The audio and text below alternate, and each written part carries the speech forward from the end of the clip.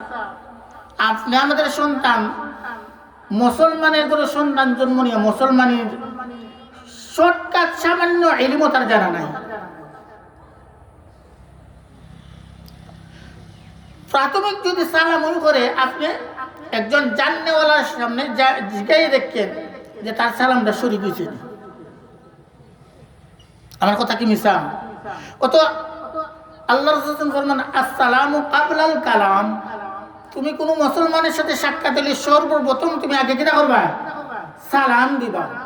আমাদের সর্বপ্রথম কথাটাই আমাদের শুদ্ধ নাম আসসালামু আলাইকুম ওয়া রাহমাতুল্লাহ, কমপক্ষেও তো হাম। কিন্তু আমরা মুসলমানের বাচ্চা হইয়া মুসলমান হইয়া সালামটা শিখছি না। দাড়ি ফাঁকাই লেছি, বয়স 70-80 হয়ে গেছে, শৈশবকাল, কৈশোরকাল, যৌবনকাল পাড়ি দিয়া বৃদ্ধকালও আসছে, এখন পর্যন্ত আমার সালামটা শুদ্ধ হয়েছে না। ঠিক না বেদি?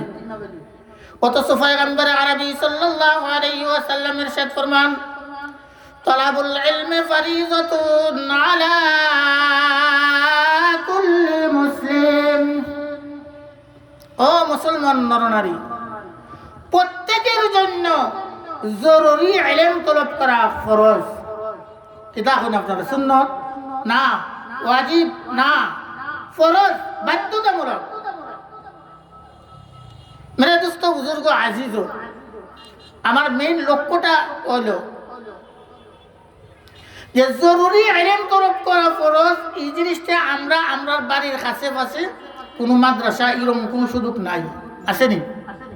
অথচ প্রত্যেক বাংলাদেশের প্রত্যেকটা জেলায়, প্রত্যেকটা উপজেলায়, প্রত্যেকটা থানায়, প্রত্যেকটা ইউনিয়নে, প্রত্যেকটা ওয়ার্ডে না, প্রত্যেকটা গ্রামে গ্রামে প্রাথমিক শিক্ষা আছে, প্রাইমারি আছে না নাই?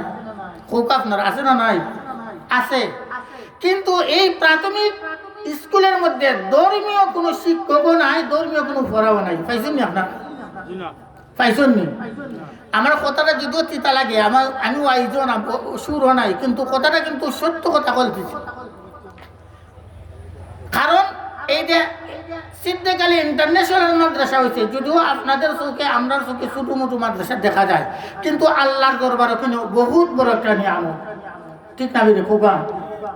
এখানে এই মাদ্রাসার মধ্যে মহাগ্রন্থ আল কোরআনুল কারীম, মহান স্রষ্টার সৃষ্টির কোরআন শিক্ষা দেওয়া, মহানবী সাল্লাল্লাহু আলাইহি ওয়াসাল্লামের হাদিস শিক্ষা দেওয়া হয়, নীতি নৈতিকতা শিক্ষা দেওয়া হয়। ঠিক না বেঠিক?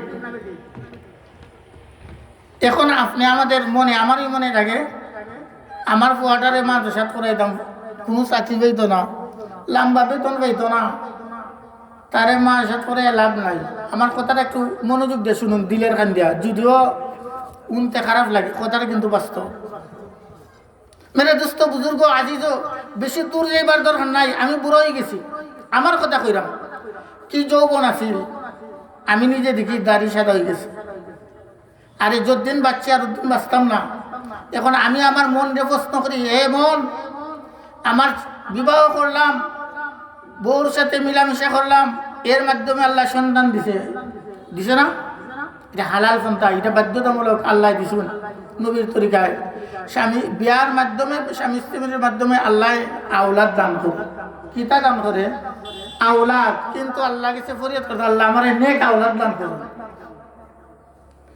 এখন আমি বিয়ার পরে সন্তান হয়েছে, আমার সন্তান রে দিনই শিক্ষা দিলাম না। আপনি আমার মন রে প্রশ্ন করি, মন, ছেলে তো অনার্স পাস করাইলাম, IABA পাস করাইলাম, মাস্টার্স করাইলাম, BCS দেওয়াইছে। BCS ক্যাটার বাংলাদেশের সর্বোচ্চ শিক্ষা, বেতন 1 লাখ টাকা পায়। কিন্তু আমি মুমূর্ষ অবস্থায় আমার কারো আইয়া বাচ্চা বয়ও না, উনতে খারাপ লাগে না? কথা তিতাম, কথা তোর সত্য। আপনার ছেলে অনার্স পাস করে, মাস্টার্স পাস করিয়া, BCS পাস করিয়া 1 লক্ষ 1.5 লক্ষ টাকা বেতন পায়, ঢাকা শহর, সিলেট শহর থাকে। আপনি অসুস্থ, আইসে বাবারে দেখতো, আইয়া বাবার দ্বারও যায় না, বাবার যে রুমও অসুস্থ ইগোরও যায় না, খেনে দুর্গন্ধ করে। কিতা কয়? আমি মিছা কথা কইতেছি? 100 ভাগের 100 ভাগ সত্য। আর এখন যদি কই আমার নিজের উপর করবো, আমার এক লোকে একসাথে গেছি বাড়ি যাওয়ার পরে আমার আম্মা অসুস্থ, আমি যদি আম্মার দ্বারা যাই, আমার আরেক ভাই আম্মার দ্বারা যায় না, কারণ কিতা? আর এই পেটে আমার বাইরেও সন্তান পেটও রাখছে, আমারও রাখছে, আপনারও রাখছে, আপনার বাইরেও রাখছে।